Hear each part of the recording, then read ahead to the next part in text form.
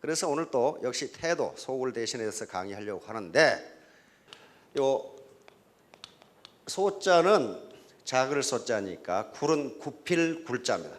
우리가 굴복한다 할 때 굴자고, 대는 큰 대자, 신은 펼신자입니다. 그러니까 크게 성공하려면은 작은 굽힘이 있어야 된다, 그런 얘기예요. 마치 개구리가 멀리 뛰기 위해서 몸을 뒤로 움츠렸다 뛰는 것처럼 그렇게 하지 않고 뻣뻣하게 있어가지고는 멀리 뛸 수가 없다는 거예요. 바로 보다 멀리, 보다 빨리 목표에 도달하기 위해서는 작은 굽힘을 감수해야 된다. 지금 고사성어입니다. 자, 그러면 처음 오신 분들이 가지는 세 가지 의문이 있습니다.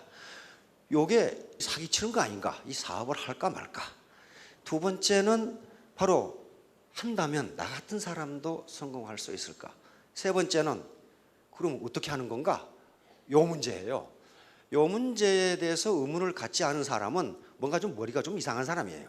반드시 의문을 가져야 돼요. 무슨 사업을 하든지. 자, 이런 문제가 해결돼야 다음으로 넘어갈 수가 있습니다. 자, 그러면 성공하는데 아무렇게나 성공하는 건 아니에요. 세 가지 조건을 반드시 갖춰야 돼요. 이건 애터미 사업뿐만 아니고 구멍가게를 하든 자기 개인 사업을 하든 세 가지는 반드시 갖춰야 됩니다. 먼저 냉철한 이성, 이걸 차가운 머리, 쿨헤드라고 그럽니다. 쿨헤드. 그 다음에 두 번째가 마음 공부가 더 중요합니다. warm heart, 따뜻한 마음을 갖지 않으면 반드시 패가 망신한다. 지금 현재 사회적으로 일어나고 있는 것들이 그겁니다. 따뜻한 마음을 안 가졌기 때문에 돈을 앞세우고 사람을 뒷전에 두는 바람에, 다시 말하면 사람을 자기 돈벌이의 수단으로 이용하면은 돈이 잘 벌려요. 그러다가 한 방 터지면은 패가 망신하는 게 바로 warm heart가 없어서 그렇습니다. 세 번째, 부지런한 손발. 이게 몸 공부입니다. 그래서 머리, 마음, 몸이 하나의 일체가 될 때 성공할 수 있습니다. 이제 차가운 머리는 합리적 판단 능력 또는 냉철한 이성이라고도 합니다. 냉철한 이성으로 내가 지금 여기 오셨으면 이 회사는 어떤 회사인가를 스스로 판단해 보셔야 돼요. 누가 좋다고 그러니까 하고 나쁘다고 그러니까 안 하고, 그것은요 자기의 주체적 삶을 살지 못하고 누군가의 노예가 되어 있는 거거든요. 그래서 반드시 최종 판단은 자신이 해야 됩니다. 그래서 먼저 합법성, 이 회사가 합법적이냐. 그런데 합법성은요 지금 현재 네트워크 마케팅으로 등록해서 하고 있는 회사는 전부 거의 대부분 합법적으로 설립된 회사들입니다. 그것만 가지고 합법성을 따지면 안 되고 사업을 합법적으로 하고 있느냐, 이것도 따져봐야 돼요. 다시 말하면 도덕적으로 하자가 있는 것도 합법적이 아닌 거예요. 예를 들면 와이셔츠 한 장에 500만 원에 판다. 그거 죄가 돼요, 안 돼요? 죄 안 됩니다. 500만 원에 팔건 5천만 원에 팔건 그 죄가 안 돼요. 왜? 그걸 강매하지 않고 스스로 샀다면은 그건 죄가 안 돼요. 두 번째는 경영자의 도덕성과 경영 능력입니다. 두 개 다 갖춰야 돼요. 도덕성이 없어도 안 되고 경영 능력이 없어도 안 됩니다. 두 개를 다 갖춰야 돼요. 세 번째는 제품의 경쟁력. 이것은 아이템 구성과 품질 및 가격을 의미합니다. 이거 잘 따져보셔야 돼요. 그 다음에 수익 구조, 리워드 시스템, 마케팅 시스템인데, 다시 말하면 물건도 좋고 가격도 싼데 내가 죽으라고 일을 했더니 위에 사람들이 다 가져간다. 그런 일 하면 안 돼요. 다음은 비용 부담이에요. 이게 비용 지출이 많으면요 우리 옛날 어른들이 앞으로 남고 뒤로 미친다고 했거든. 그렇게 돼요. 그렇게 돼서는 안 돼요. 그 다음에 비전, 이 회사가 살아남을 수 있느냐 하는 것도 봐야 돼요. 경쟁력을 가지고 있느냐. 다음 교육 시스템. 교육 시스템이 어떤 테크닉, 고객을 속이는 방법 등을 가리킨다면 그 회사 제품의 경쟁력이 없다는 걸 이야기합니다. 경쟁력이 있는데 과대 광고를 하거나 허위 과대 광고를 하거나 또는 세뇌 교육을 하거나 또는 고객을 속이는 테크닉을 교육해야 할 이유가 하나도 없어요. 그래서 교육 시스템도 잘 봐야 됩니다. 그다음 행사 시스템. 요란스럽게 턱시도 입고 드레스 입고 나와서 빵빠레 불고 하는 데는 가지 마세요. 왜냐하면 시끄럽게 정신을 빼가지고 뭔가를 감추려고 그런다고요. 일반적으로 순금은 도금하지 않습니다. 굴이나 도금하지 않아요. 그래서 행사를 요란스럽게 하는데도 뭔가 좀 따져봐야 돼요. 동반성장.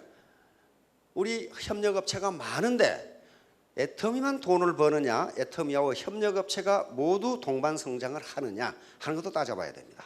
자, 이런 것들을 개인적으로 따져봐서 오케이 하면은 이제 사업을 시작하셔도 됩니다. 자, 바로 그럼 따뜻한 가슴으로 판단해야 할 게 있어요. 이게 무지무지 중요합니다. 돈벌이가 되더라도 이게 옳은 일이냐 하는 걸 따져봐요. 내가 물건을 팔고 내가 돈을 버는 게 과연 옳은 일이냐, 다른 사람의 눈에 눈물 나게 해놓고 내 돈 버는 게 아니냐 한번 따져보란 말이에요. 두 번째는 보람이 있어야 돼. 보람 있는 일이냐 하는 걸 따져봐야 돼. 인간은 아무리 돈을 많이 준다 해도 보람 없는 일을 한 달 이상 하기가 힘들답니다. 미국에서 심리학자들이 이런 실험을 했어요. 모집을 선착순, 그것도 나이 불문, 성별 불문, 건강 불문, 학력 불문, 경력 불문. 그러니까 긴가민가 해서 사람들이 갔는데 진짜 선착순으로 뽑았어. 선착순으로 뽑아가지고 일을 시키는데 광고대로 힘들지도 않고 어렵지도 않고 정시 퇴근이고 그 다음에 임금은 굉장히 많이 주고 매우 쉽고도 편한 일인데 일에 보람이 없어. 이 회사에서 시킨 일이 이러한 A4 용지에 양쪽에 점을 이렇게 찍어 놓고 자를 대고 점을 연결하는 일이야. 얼마나 쉬워. 이게 무슨 뭐 연령이 필요 있어, 학력이 필요 있어, 경력이 필요 있어, 무슨 그래 손가락만 움직이면 할 수 있어. 양 종이에 찍어 놓고 줄을 긋는 일이야. 요거 땡 하고 하면 하루 1급을 빵빵하게 줘. 한 일주일 지나니까 감독한테 이거 왜 하는데요? 감독이 노트 만들고 있습니다. 이렇게 되면 노트 만들고 있습니다. 그러니까 노동자가 아니 그러면 처음부터 줄을 그것을 만들면 되지 왜 우리한테 그러라 그래? 이렇게 된 거야. 한 달 후에 한 놈도 안 남아요. 다시 말하면 인간은 아무리 쉽고 페이가 많이 주어져도 보람 없는 일은 일주일을 하기가 힘들다 해요. 일주일 못 합니다. 일주일 하면은 벌써 한 3일 되면 우울증이 오죠. 우울증 오다 한 일주일 하면 이게 돌아 이제. 그러고 이 일을 시킨 놈이 누구냐고 나타난단 말이에요. 그거 아니에요. 밑빠진 독에 물 붓기. 왜? 인간은 아무리 쉽더라도 보람 없는 일은 일주일 이상 하지 못한다 해요. 아무리 양심 없는 인간도. 그러니까 이 애터미 사업이 보람 있는 일인가 하는 걸 따져보셔야 됩니다. 우보천리, 일확천금은 이게 지금 여러 가지 사고 나고 가라앉고 불타고 하는 게 그런 것 때문에 그래요. 빨리. 자, 지금까지는 그렇게 했더라도 우보천리, 소구름으로 천리가 한다. 소 그거 꾸역꾸역 가는데요. 소 가는 거 보세요. 절대 뒤로는 안 가요. 계속 앞으로만 가. 그러다 가다 보면 천리를 간다는 얘기예요. 자, 소굴 대신 음악은 조금 굽히고 크게 편다. 왜 이런 말씀을 드리냐 하면은 애터미 사업이 그렇게 쉬운 게 아니에요. 국민들의 인식이 매우 비우호적이에요. 다단계 사업에 대해서. 그래서 비우호적인 것은 무엇 때문에 그러냐? 고정관념 때문에 그렇거든요. 그러면 여러분들이 무엇을 가지고 그걸 혁파해야 되느냐? 작게 굽히고 성공하는 모습을 보여주면 돼요. 그러놓으면 그 사람이 따라오게 돼 있어요. 논리로 이기려고 하지 마세요. 왜냐하면 인간은 고정관념을 바꾸기가 매우 어려워요. 매우 어렵습니다. 이것은 잠욕구영이라는 말과도 똑같습니다. 다시 말하면 잠시 욕됨과 오랫동안의 영화예요. 요 말이 고전에는 많이 나옵니다. 예를 들면 유종원이라는 당송 8대, 당나라 사람인데요. 당송 8대가 중에 하나로 꼽히는 아주 유명한 문인인데 자기 친구 집에 불이 났다는 소식을 들었어. 그런데 자기 친구 집에 불이 났다는 소식을 듣고 그 친구 학자에게 편지를 썼어. 처음에는 듣고 놀라고 조금 있다가는 의심스럽게 생각하다가 지금은 매우 기뻐합니다. 일어났어요. 당신에게 위로를 해줄까 하다가 축하하는 편지를 보냅니다. 이게 뭐 똥땅지 같은 편지를 보냈어요. 지 불이 불나서 집이 다 타버렸는데 축하하는 편지를 보낸 거예요. 근데 그 뒤 학자가 그 편지를 설명해 놨어요. 소굴 대신. 지금 작은 재앙, 작은 화를 딛고 크게 일어설 수 있다. 그렇게 딱 해설을 해놨어요. 그러니까 유종원이라는 대학자가 그런 편지를 보낸 거예요. 지금 이 어려움을 극복하면 당신은 더 크게 성공할 것이다. 마찬가지로 이경동이라는 사람이 왕 옆에 왕 비서였어요. 이 사람이 황해도로 좌철을 당했어. 근데 조선시대 황해도가 문제가 많았답니다. 왜냐하면 거기에 도둑놈들이 많아, 도둑놈들이. 그런데 임금의 지금 같으면 청와대 비서실에 있다가 지방으로 좌천돼 버린 거예요. 제일 어려운 데로. 그러니까 사람들이 이경동이 좌천됐다. 그러니까 다른 사람이 뭐라고 썼냐 하면 그건 모르는 소리다. 우리 임금님께서 저 사람의 능력을 테스트해 보려고 가장 어려운 데로 보낸 거다. 그래서 거기서 일을 잘 처리하면 아마 더 크게 쓸 것이다. 다시 말하면 임금님이 소굴 대신을 지금 시험해 보신 것이다. 이렇게 해설이 났어요. 그런 얘기예요. 그러니까 잠시의 어려움을 참고 그것을 바탕으로 노력하면 더 큰 성취를 올릴 수 있다. 이런 얘기. 이런 거죠. 개구리가 이 파리를 잡으려면 이렇게 해야지 뻣뻣이 서서는 못 잡아요. 여기서 튀어 올라서 잡아야 되거든요. 마찬가지 올림픽 100m 스프린트에서도 이렇게 해서 뒤에 이 발판을 팍 차고 나가는 거지, 나는 굽히는 건 싫어, 뻣뻣이 서서 출발할래, 그럼 우승할 수가 없어요. 기록이 좋을 리가 없죠. 자, 과하지요. 중국에 춘추 전국시대라고 하는 시대가 있었습니다. 이 춘추 전국시대가 주나라 시대인데 500년입니다. 무려 500년이에요. 그러니까 여러분 생각해 보세요. 500년간 전쟁으로 나라를 샌다면 어떻게 되겠어요? 그 시대예요. 그 시대를 마감한 게 진나라 진시황이라는 사람이에요. 진시황이 천하를 통일해서 여러 제국들이 하나의 대제국으로 통일된 게 진나라입니다. 그런데 500년간 다투어서 천하를 통일했는데 망하는 것은 15년 만에 망해버렸어. 그러니까 어떤 성공하는 데는 오랜 시간이 걸리지만은 망하는 데는 그렇게 많은 시간이 안 걸려요. 그래서 바로 차가운 머리, 냉철한 이성과 따뜻한 가슴이 필요하다는 거예요. 따뜻한 가슴이 없었어요. 이 진시황은. 냉철한 이성은 있었습니다. 다시 말하면 말 위에서 나라를 얻을 수는 있지만 말 위에서 다스릴 수는 없어요. 칼로 나라를 얻을 수는 있는데 칼로 나라를 다스리지가 않습니다. 칼로 다스리면 누가 일어나요? 민중이 일어납니다. 민중이. 그래서 15년 만에 망해버렸어요. 그래서 천하가 지금은 이제 다시 주인이 없어져 버렸어요. 이제 천하의 주인 자리를 놓고 영웅호걸들이 각지에서 일어납니다. 그 중에 대표적인 사람이 바로 황후라는 사람이고, 그 다음에 찌질이 2% 부족한 유방이라는 사람이에요. 근데 결국은 유방이 이겨서 한나라 한고조가 되고 한나라를 세웁니다. 그런데 황후하고 유방은 게임이 되지는 않아요. 황후는 대대로 초나라의 장수 집안이고 귀족 집안이에요. 거기다가 그 황후의 힘을 역발상 기계세라고 그랬어요.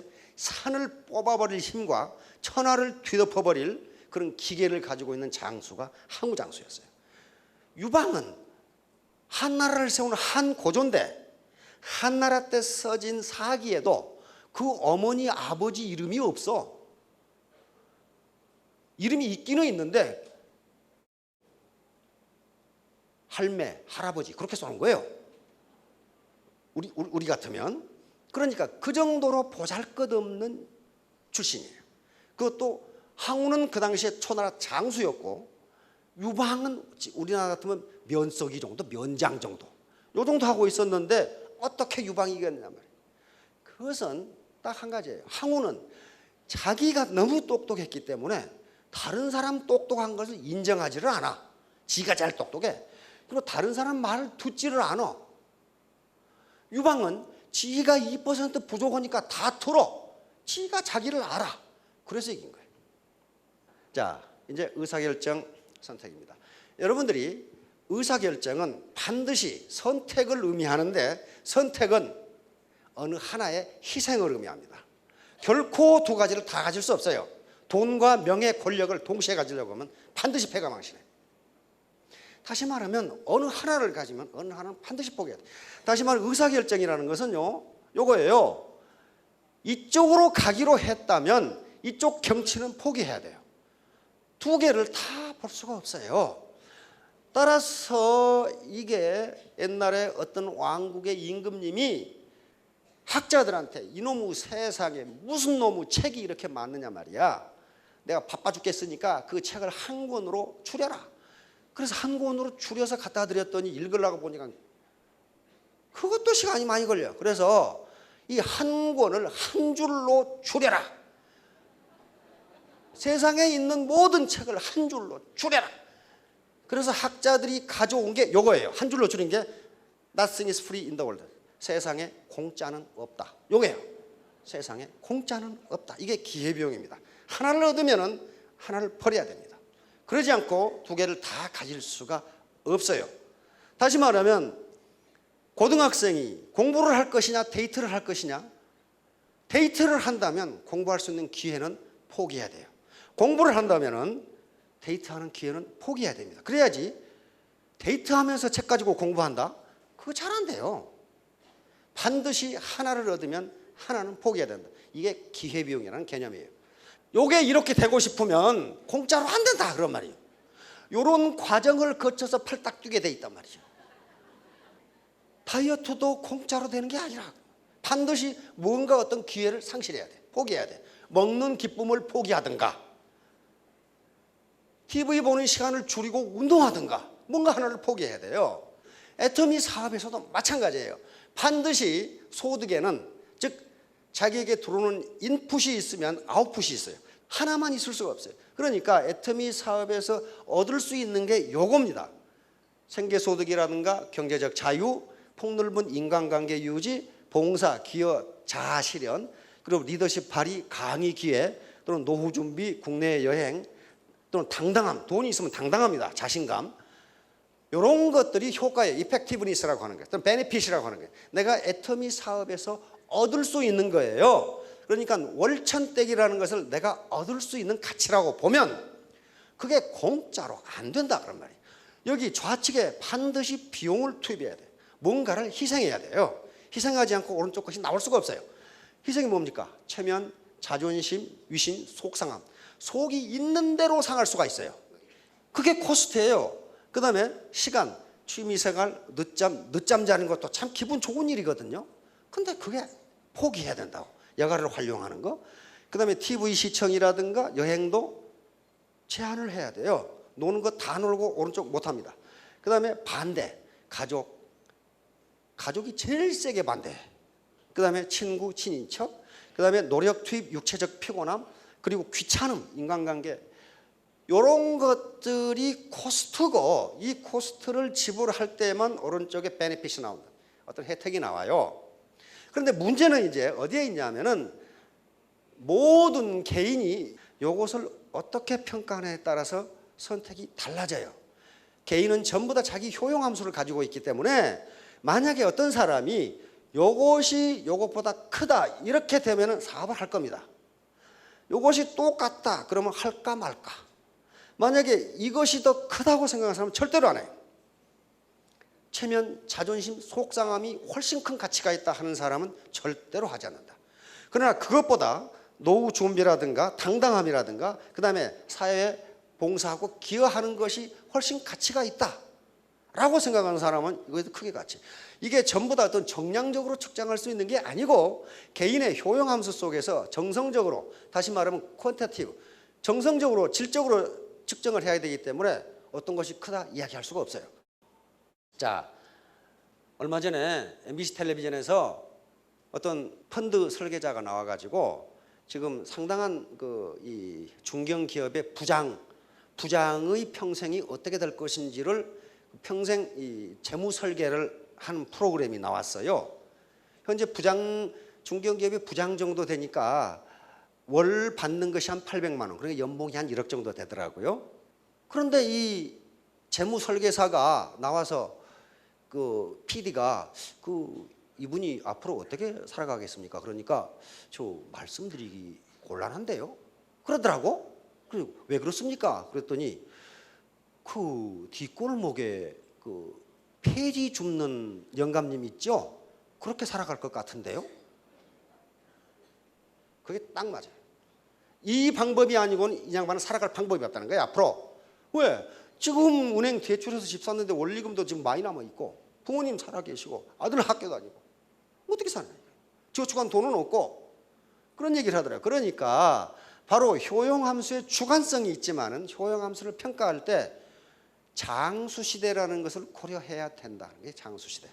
앞으로 60세에 정년 퇴임해도 100세까지면 40년을 사셔야 되는데 40년을 사시면 30년을 이렇게 살아야 된다 이 말이야. 지금 준비가 안 되면은 여기 무슨 말은 좋지 자원 여기 앞에 없어요. 자원 그 말은 고물상 그 말이에요. 지금 여기 할아버지들이 모여서 고물상 지금 차가 앞으로 가고 있는데 이렇게 기울어지고 있는데 차 잘 간다 그러고 있단 말이에요. 지금 이러고 있는 경우가 많아요. 현재 우리나라가 그렇습니다.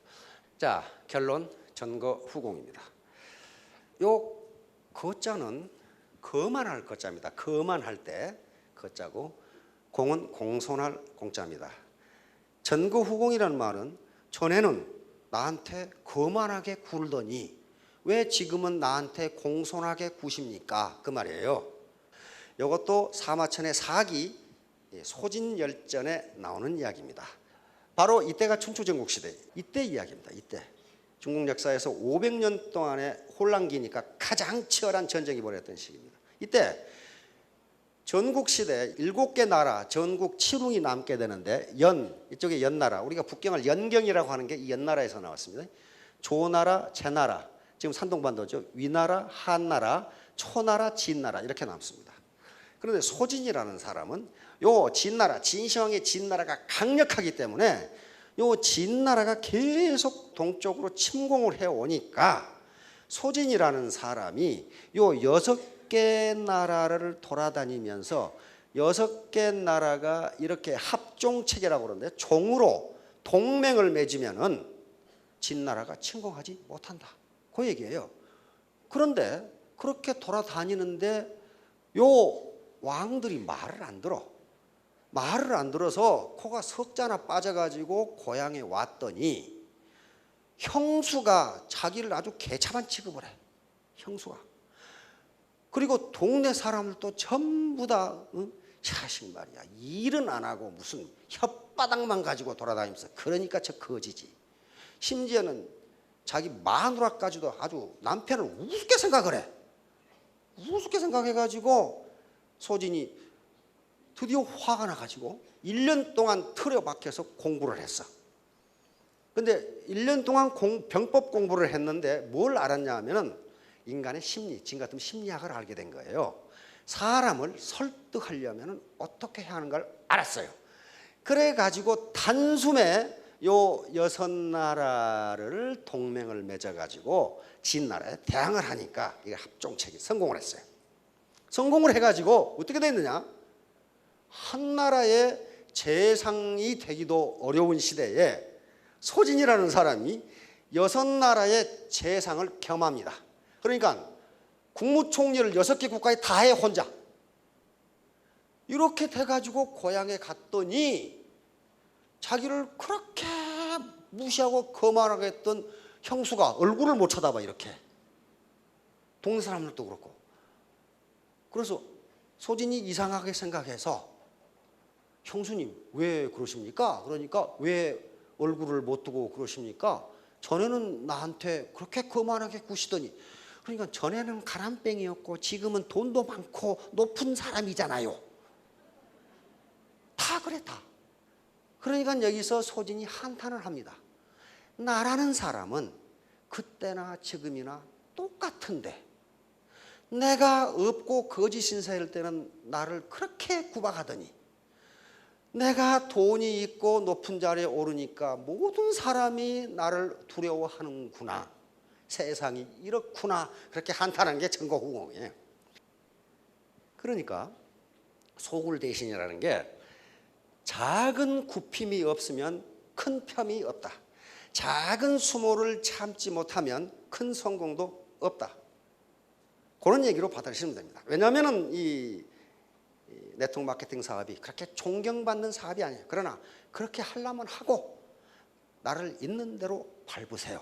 나중에 후공하세요. 그러면 돼요. 후공하세요. 바로 태도가 중요합니다. 내 마음가짐의 태도는 무슨 돈이 들어가는 것도 아니고 내 마음가짐. 작은 태도의 차이가 큰 결과의 차이를 가져온다. 윈스턴 처칠. 당신의 재능이 아니라 당신의 태도가 당신의 위치를 결정한다. 재능 그 별 필요 없습니다. 애터미 사업에서는 1%만 있으면 돼요. 태도, 내 마음가짐, 내 낮아진 겸손. 마지막에 있죠. 겸손이 섬긴다. 이게 당신의 위치를 결정할 거다. 당신의 직급을 결정할 거다. 그다음에 당신의 인생에 맞게 상황을 조정할 수는 없다. 이 시대를 어떻게 조정할 거예요? 그러나 그 상황에 맞게 당신의 태도를 조정할 수는 있다. 태도는 마음가짐이다. 멘탈 애티튜드예요. 정신 자세, 마음가짐. 나쁜 태도는 펑크난 타이어와 같다. 만일 당신이 그걸 갈아끼지 않는다면 당신은 결코 아무 데도 갈 수 없다. 아무런 성공도 할 수 없어요. 태도를 안 바꾸면. 승리한 자는 포기하지 않고 포기한 자는 승리하지 못한다. 이건 아주 진리입니다. 그러니까 맨 처음에 우보천리가 요거예요. 우보천리.